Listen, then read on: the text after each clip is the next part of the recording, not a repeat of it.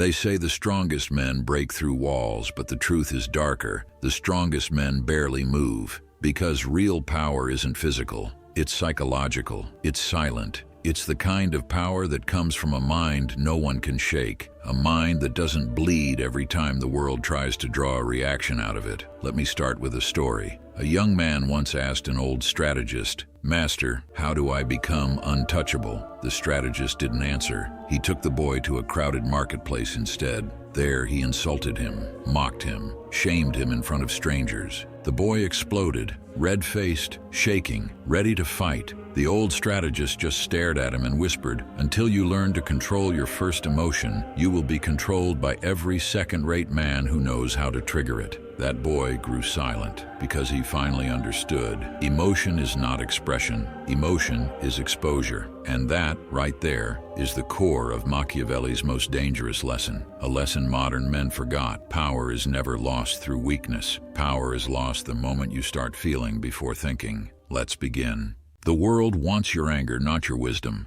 Look around you. Every argument online is bait. Every headline is a trap. Every controversy is engineered to provoke, not inform. The algorithm doesn't want your mind. It wants your pulse. It wants your emotional reaction, because that reaction is predictable, and predictable men are easy to manipulate. Machiavelli predicted this centuries before TikTok, before Instagram, before outrage became a business model. He watched rulers fall not because they were weaker or slower or poorer, but because they reacted. One insult, one burst of pride, one emotional decision, and everything they built collapsed. Emotion is the oldest trap in human history, and today it's everywhere. Chapter 1. The man who feels is the man who falls.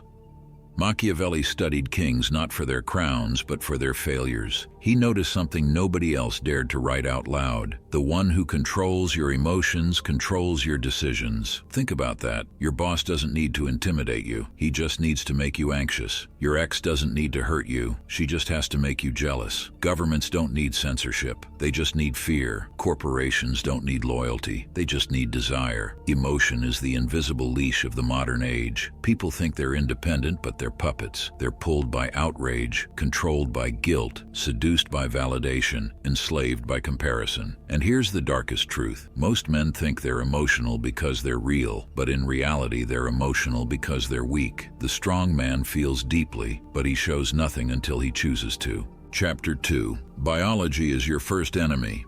Let's talk science, because Machiavelli understood psychology before psychology existed. Your emotional system is ancient, built for survival, not power. When someone insults you, your brain reacts as if a predator is attacking you. Your heart races, your breathing gets shallow, your vision narrows. And in that moment, logic dies, strategy dies, composure dies, power dies. Manipulators know this. They don't need to defeat you. They just need to activate the right emotion: fear, shame, anger, desire, and your biology will defeat you for them. Your greatest enemy is not outside. Your greatest enemy is the reaction rising inside your chest. Machiavelli's awareness of this was incredibly sharp. A man who cannot master his nature will be mastered by it. If you do not govern your instinct, someone else will govern you through it.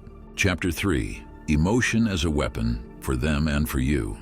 Emotion isn't the villain. Emotion is raw power, but raw power without discipline is destruction. Think about a blade. A sword is lethal only when it's sharpened and directed. In the wrong hands, it kills the wielder. Emotion works the same way. Anger becomes chaos unless you turn it into discipline. Fear becomes paralysis unless you convert it into observation. Desire becomes weakness unless you channel it into ambition. That's the difference between the emotional man and the sovereign man. The emotional man reacts. The sovereign man redirects. And that ability, the ability to pause, is what gives you dominance over any situation. In the anime Vinland Saga, Thorfinn learns this painfully. His rage made him powerful, but also blind. When he finally learns to control it, he becomes unstoppable. That's not just fiction. It's a reflection of reality. The calm man is terrifying because no one knows what he's thinking, but everyone knows he's thinking.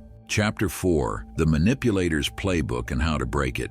Most people think manipulation is complex. It isn't. Every manipulator, from ancient Machiavellian princes to modern politicians, influencers, salesmen, narcissists, and smooth-talking liars, uses the same 4 emotional weapons: fear, guilt, pride, validation. Trigger just one, and the average man becomes predictable, controllable, easily steered like a sheep that believes it's thinking for itself. You want to break the game? Then you must become a man who cannot be read. Manipulation only works when your emotional buttons are visible. When people know what scares you, what flatters you, what angers you, what you secretly crave, that's when they can own you. But when you go still, when you pause before reacting, when your face becomes a mask instead of a mirror, when you respond slowly, deliberately, without emotional leakage, you become unscriptable, you become unpredictable, you become untouchable. Your silence becomes a shield.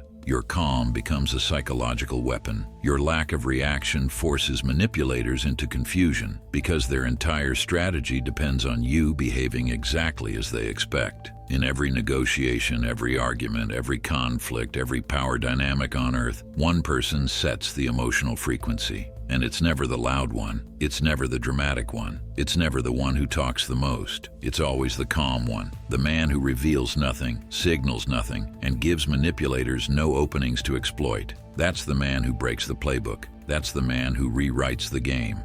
Chapter 5. The emotionless man is not empty. He is focused.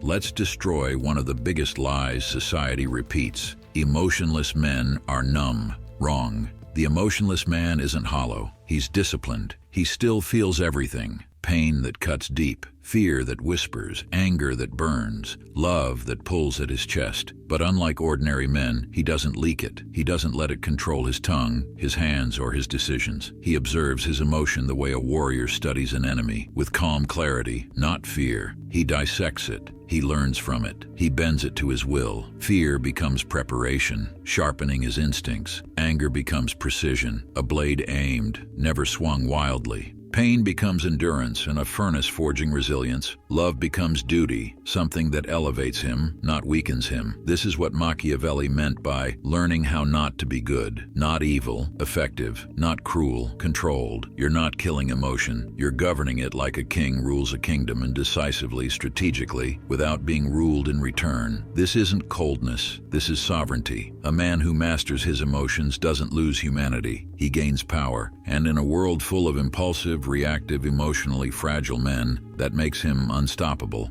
Chapter 6. How to Train Detachment, the Practical Blueprint. Let's strip away the theories and get brutally practical. This is the blueprint, the one that forges emotional dominance and builds the kind of mind that can't be manipulated, rattled, or provoked. 1. Observation. Don't wrestle with your emotions. Observe them like a scientist studying a wildfire. Name it, label it. Psychology proves this. Saying "I feel anger" instead of "I am angry" instantly separates you from the emotion. One phrase makes you the storm, the other makes you the man watching it pass. 2. Restraint.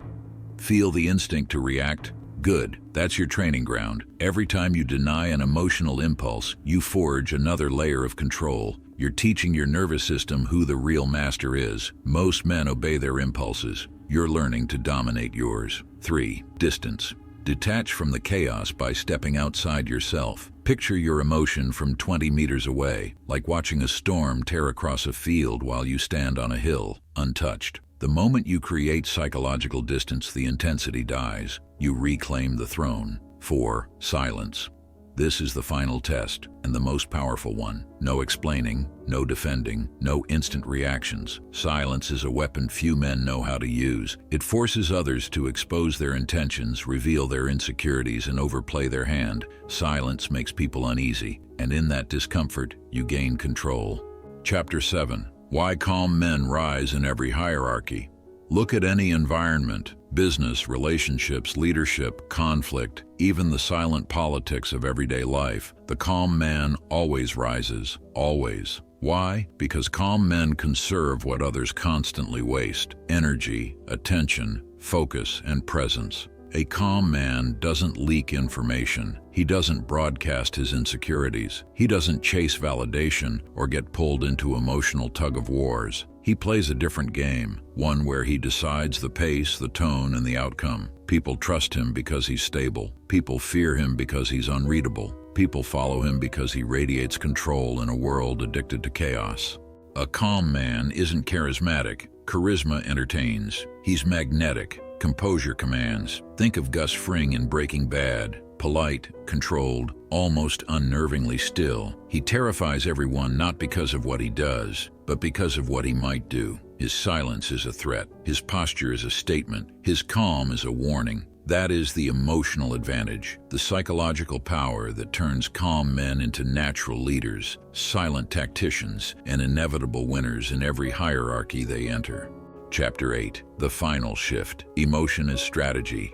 Here's the truth most men never discover. Emotion isn't the enemy. Weakness isn't created by feeling. It's created by failing to control what you feel. Mastery isn't suppression. It's translation. Fear becomes information, a signal, not a prison. Anger becomes fuel, raw energy you can channel into precision and action. Pain becomes wisdom, a ledger of lessons carved into your bones. Love becomes mission, something that sharpens your purpose instead of dulling it. Once you understand this, the game changes. You stop being a man tossed around by instinct and impulse, reacting to the world like a slave to circumstance. Instead, you become the man the world reacts to. The one whose presence changes the temperature of every room, whose calm unsettles enemies, whose focus intimidates the undisciplined, and whose emotional mastery becomes a weapon others can't understand, let alone match. This is the final shift. Emotion no longer controls you. You use it, you shape it, you weaponize it, and in that moment, you become truly dangerous. Become the man who cannot be moved.